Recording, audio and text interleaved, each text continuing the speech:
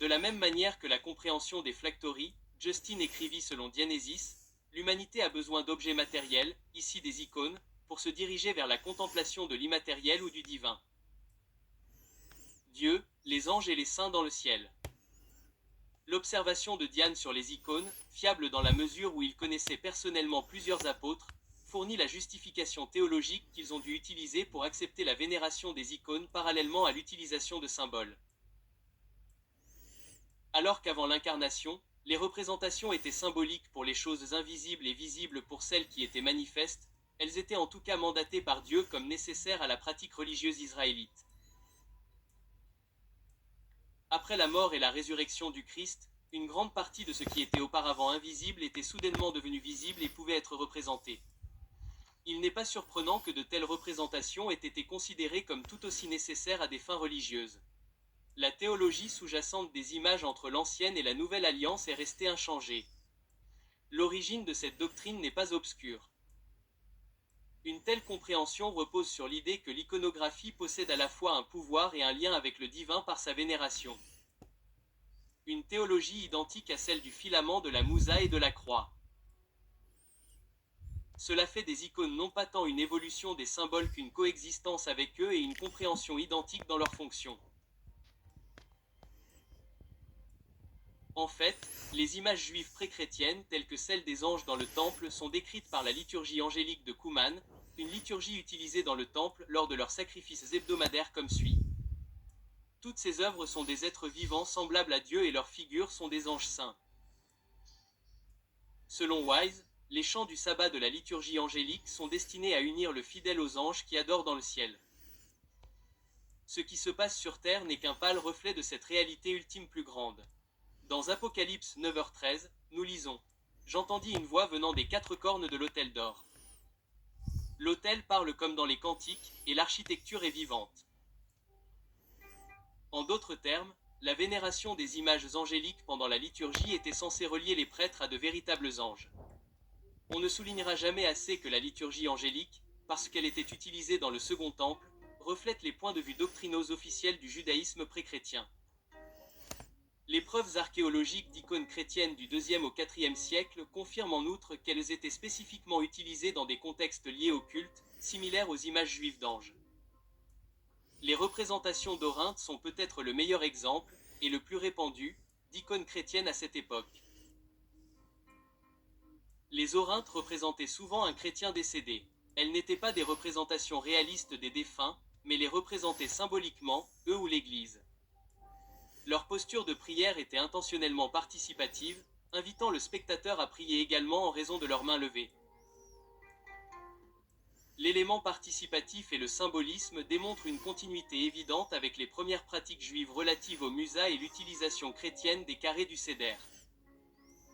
Le pouvoir de l'icône, pour ainsi dire, était libéré par ce que l'on peut qualifier de simple rituel, consistant à regarder les représentations, à réfléchir, puis à répondre par la prière.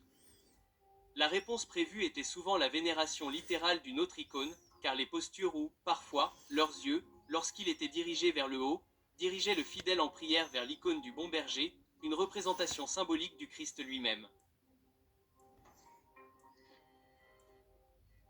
Une bague signée datée du IIIe siècle en est une illustration frappante. Elle représente Daniel dans la fosse au lion, adoptant la posture orange de la prière, dirigeant sa dévotion vers le bon berger. Cela ne laisse rien à l'imagination quant à la finalité présumée de ces premières icônes.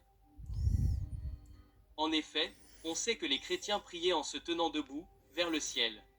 Cela implique que toutes les représentations chrétiennes trouvées sur les plafonds n'étaient pas de simples images religieuses, mais étaient utilisées comme icônes.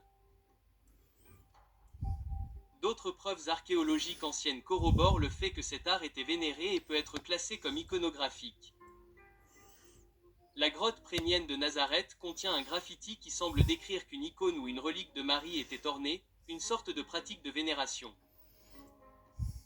Et un autre graffiti dit « Je vous salue Marie », un signe explicite de vénération. Même les païens du IIe ou du IIIe siècle qui critiquaient les chrétiens les représentaient en train de vénérer des crucifix. Concernant l'icône du bon berger, bien qu'elle ait été vénérée comme une représentation du Christ, elle n'était pas destinée à être une représentation réaliste. Au contraire, elle apparaissait délibérément comme le dieu berger Orphée, représentant symboliquement Jésus. De même, dans une autre icône du IIIe siècle, le Christ était représenté comme le dieu soleil Hélios. Les vignes et les branches de cette icône empruntées aux représentations de Bacchis, le dieu du vin, représentaient symboliquement l'Église, les branches au milieu de la vraie vigne, le Christ.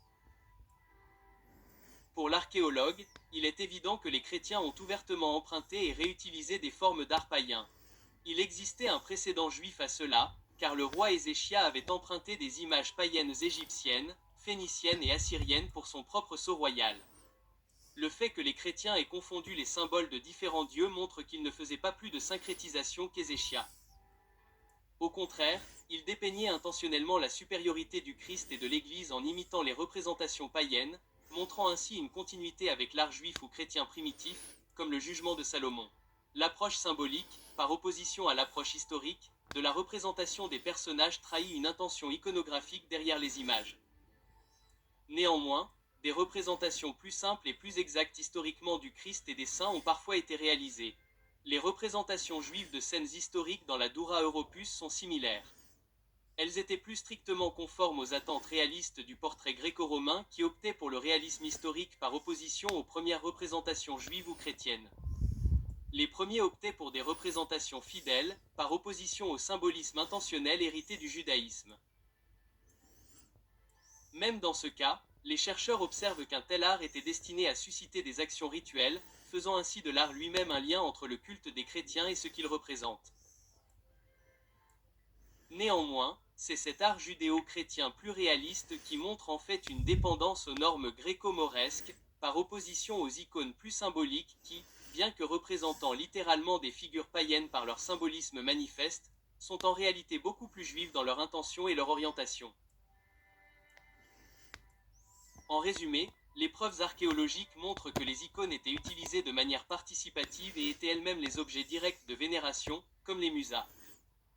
Les preuves écrites du IIe siècle corroborent davantage cela. Les actes gnostiques de Jean critiquent quelqu'un pour avoir fabriqué une icône de Jean et l'avoir vénérée en la couronnant. L'auteur a clairement compris qu'il s'agissait d'une pratique répandue, bien qu'il ne soit pas d'accord avec cela en dehors du christianisme dominant. Irenaeus, une source orthodoxe, relate l'existence d'un groupe gnostique qui couronnait des icônes, ce qu'il mentionne de manière neutre, pour ensuite critiquer le même groupe pour d'autres modes de vénération, comme ceux des païens, probablement sacrificiels. Le fait que ces derniers aient été critiqués, mais pas les premiers, implique que les premiers étaient acceptables et probablement courants pendant l'ère pré-neuvième, car ils n'étaient pas propitiés. Ces dernières années, les chercheurs ont commencé à reconnaître ce procédé. Matthews et Muller observent que les icônes étaient intimement liées aux origines et à la croissance du christianisme lui-même.